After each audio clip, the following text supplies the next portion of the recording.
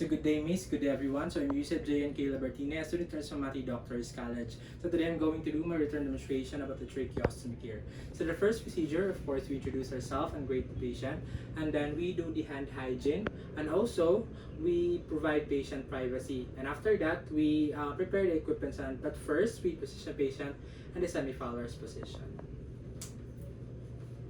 So good day, ma'am. So I'm Yusef J. and Kayla Bertine, student from Mati Doctors College. So karon ma'am, magkuhan ko og tracheostomy care sa imuha or i-clean na to ang kanay imong tracheostomy dira ma'am. But first, i-position sa ating sa semi-Fowler. So okay ra ma'am. Okay. After we position the patient, of course, we prepare the equipments. But before we prepare the equipments, we should be doing a gloving, which is we are going to put a clean glove on our non-dominant hand and also the sterile glove on our dominant hand.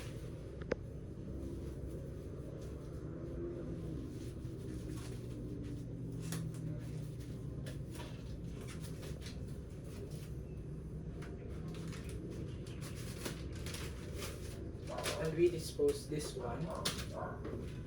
While opening this the sterile gloves, we should be careful because the inside part of this glove is a sterile part. So I'll be getting this one since this is my dominant hand.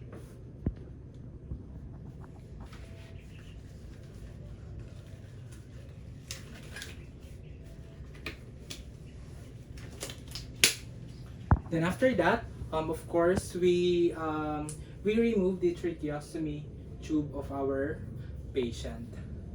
And also before removing, we should I will be introducing first our equipment here and prepare. So we have here the tracheostomy kit, which is composed of applicator, suction kit, and also the tracheostomy dressing.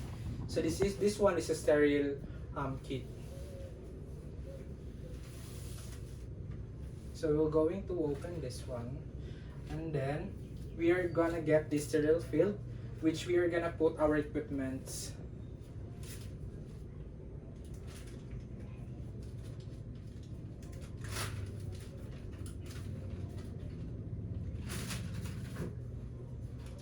And then we are gonna put our applicator, our brush, and also our tracheostomy dressing.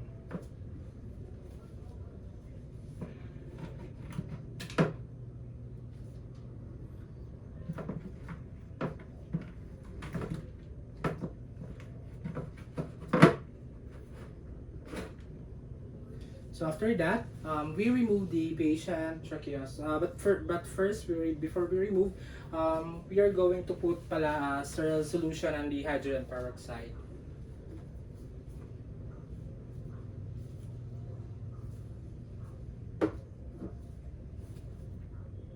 And after that, we can remove the inner cannula of our patient.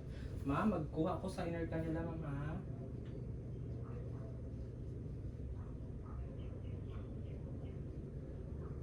And then, after we remove the inner cannula, we're going to put it on our solution na prepare natin kanina. We're going to soak it in there. And then, so the next procedure is, of course, we're going to clean the inner cannula. So while cleaning the inner cannula, we are going to clean the lumen of the inner cannula using the brush or a gauze that is soaked in a saline solution. And after that, after that, we're going to dispose our gloves. I'm gonna get the brush.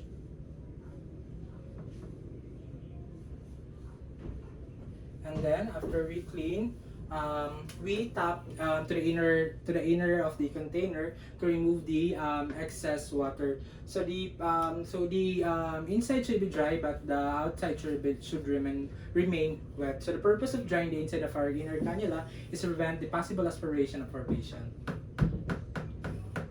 So before we are going to put it on the patient, so I'll be disposing these gloves, and then get another one.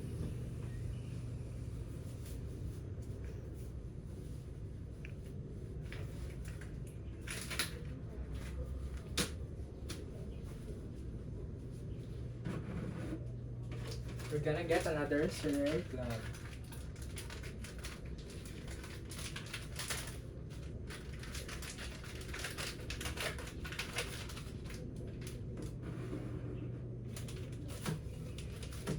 And then dispose.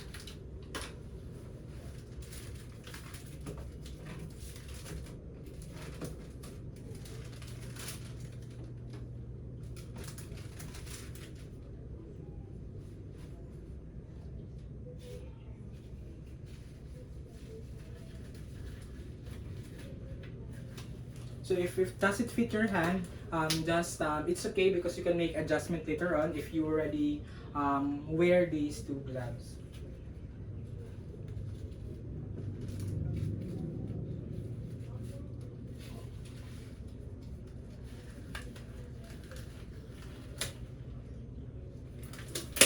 And then you can make adjustments.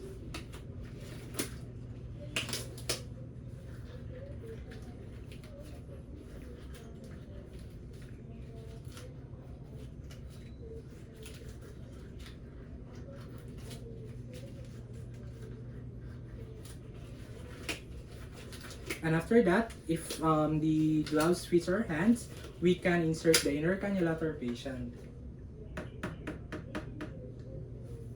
So ma'am, mag-insert ko ma'am ha.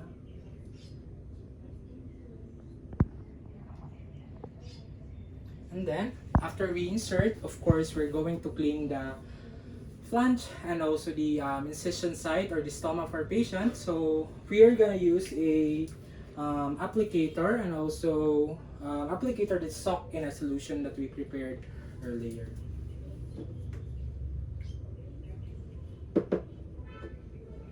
So we can use also hydrogen peroxide for a crusty secretion, but we should always remember that the hydrogen peroxide can irritate the skin.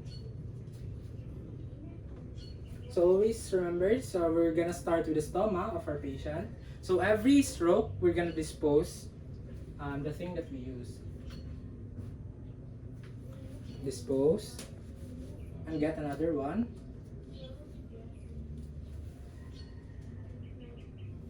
Dispose and get another one. So after that, after they clean the incision, of course, we're going to clean the flange as the same manner as how we clean the incision site or the stomach. We get another applicator, and then soak it in solution, and then dispose. Get another one,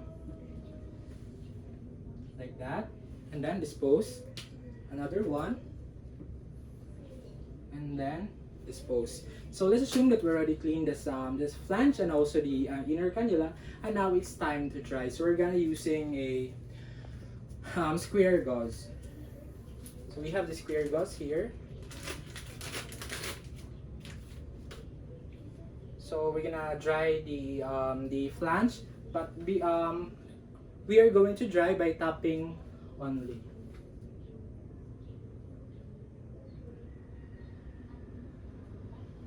After that, we're gonna throw it away.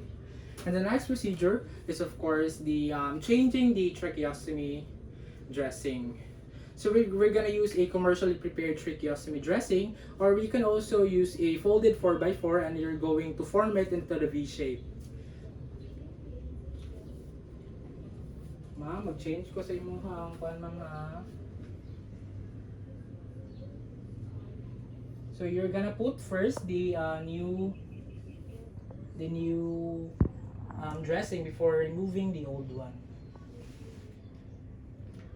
and then you remove the old dressing, and then dispose. After that, after removing the dressing, of course, we're gonna proceed to the last procedure, which we're gonna change the tie of our patient. So there are two types of tie, which is the 12 ties, which is affordable but not comfortable to use, and we also have a Velcro ties, which is expensive but comfortable and less abrasion. So at this moment, we're gonna using a Velcro ties for a patient. So we have here the Velcro ties, as you can see. So we're gonna put it on our patient. So we're gonna, as the same as how we do this one, ilalagay muna natin yung Velcro ties before removing the old one. Ma'am, mag-change ko tayo ma'am ha.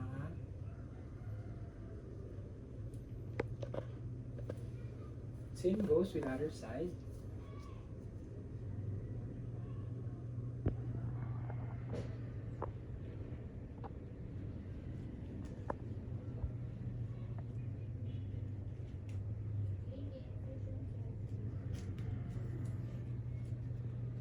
And then we're gonna remove.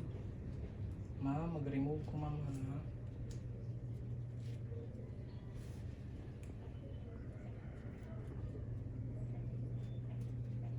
Ma'am, taas gamay ang pangulo ma'am.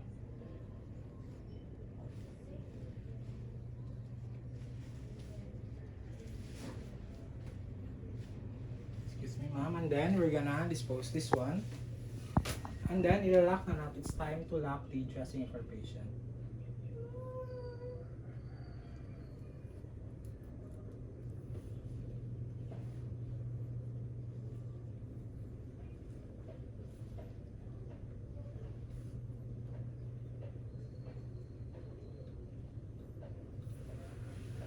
So let's assume that we already locked the dressing of our patient or the flange, or we already changed the tie, and that's end this procedure. So thank you, and that's it for the tracheostomy care.